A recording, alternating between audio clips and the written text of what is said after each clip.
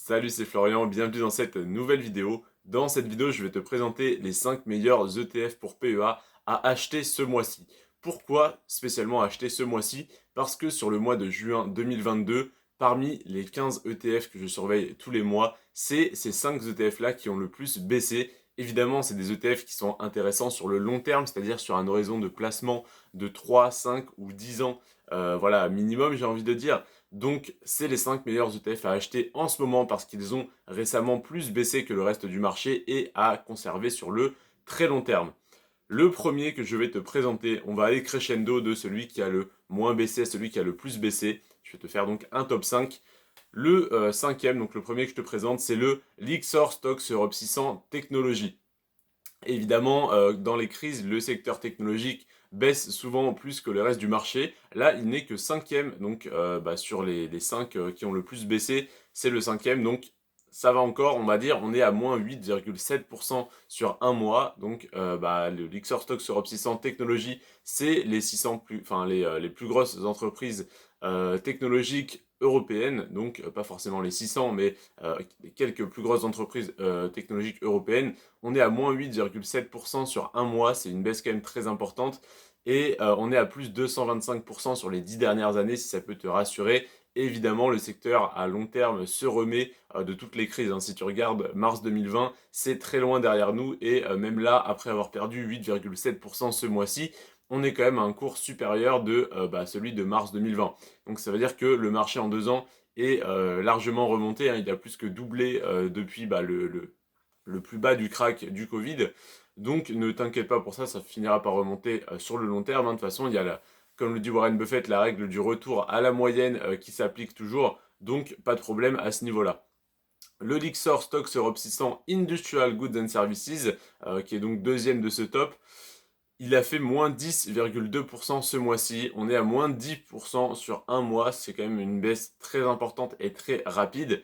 Et on est à plus 150% sur les 10 dernières années. C'est loin d'être l'ETF le plus intéressant, hein. Il a connu une hausse quand même importante parce qu'il est à plus 150% sur 10 ans. Mais il y a d'autres ETF bien plus intéressants et bien moins spécialisés. Là, c'est dans le secteur des biens et services. Donc, des biens et services industriels, pardon. Donc voilà, c'est quand même très ciblé et c'est pas forcément le meilleur ETF, mais en tout cas c'est un de ceux qui a le plus baissé ce mois-ci.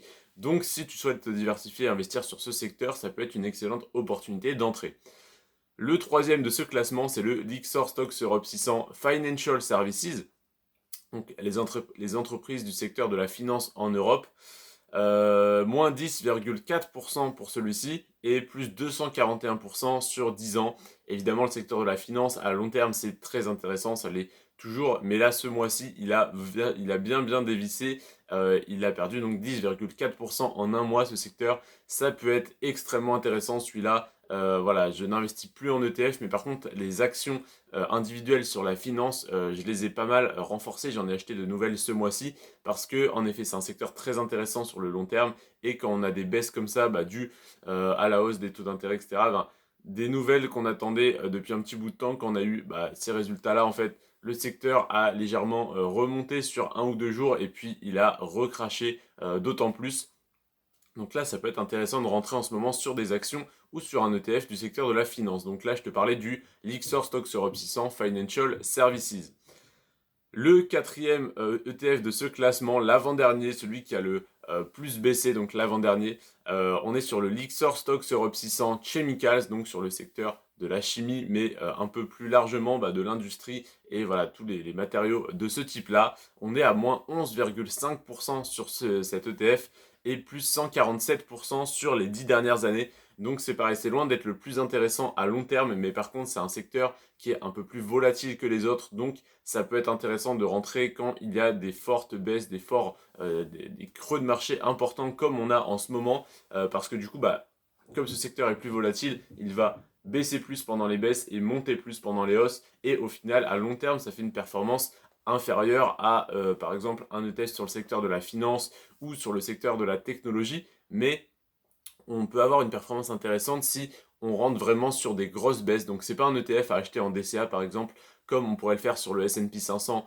ou Financial Services, mais c'est plutôt un ETF auquel s'intéresser quand on a des fortes baisses. coup on peut renforcer très bas. Et le dernier, l'ETF qui a le plus baissé ce mois-ci, c'est le Lyxor Daily Leverage CAC 40 UCITS ETF. C'est tout simplement un ETF à effet de levier journalier x2 sur le CAC 40. Qu'est-ce que ça veut dire? Ça veut dire que tous les matins où la bourse va ouvrir, eh bien la personne qui gère cet ETF applique un effet de levier x2 au CAC 40 et réplique la performance du CAC 40 x2. Donc quand le marché est haussier, si le CAC 40 fait plus 10% en un mois, et bien cet ETF va faire plus 20%. Et quand le marché est baissier, c'est pareil. Si le CAC 40 fait moins 10%, et bien cet ETF va faire moins 20%. Donc, le Lyxor Daily Leverage CAC 40 UCITS ETF a fait moins 13,6% ce mois-ci et plus 340% sur le long terme, sur 10 ans. Pourquoi c'est le seul ETF à effet de levier que je te conseille? Parce que je crois tout de même en l'économie française, je crois au CAC 40 à long terme, mais je ne veux pas investir sur un ETF classique sur le CAC 40 parce que la performance n'est pas assez intéressante. Donc si c'était simplement pour investir sur le CAC 40 pour sa performance actuelle, ça ne m'intéresserait pas. Par contre, comme je crois à long terme en cette économie, donc c'est-à-dire que si un jour il y a une forte baisse comme en mars 2020 ou comme aujourd'hui, je n'aurais pas peur, si j'avais cet ETF dans mon portefeuille, j'aurais pas peur de le voir à moins 15, moins 20, moins 30, moins 40%, parce que je crois en l'économie française.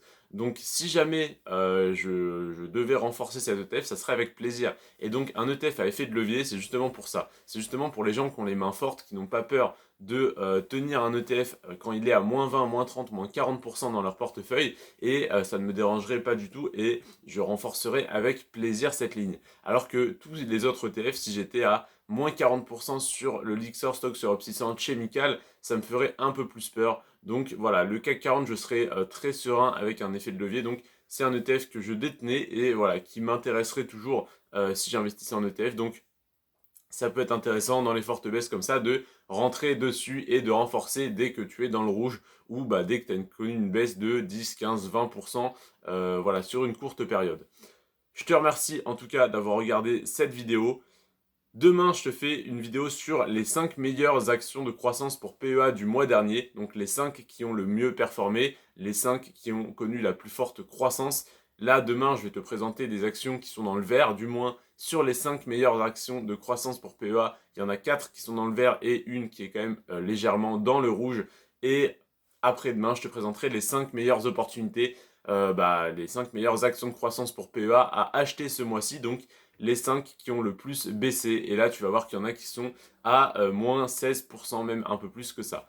On se retrouve donc demain pour les 5 meilleures actions de croissance pour PEA du mois dernier. C'était Florian, je te remercie d'avoir regardé cette vidéo jusqu'à la fin. Sur ce, prends soin de toi et de tes finances. Tchuss!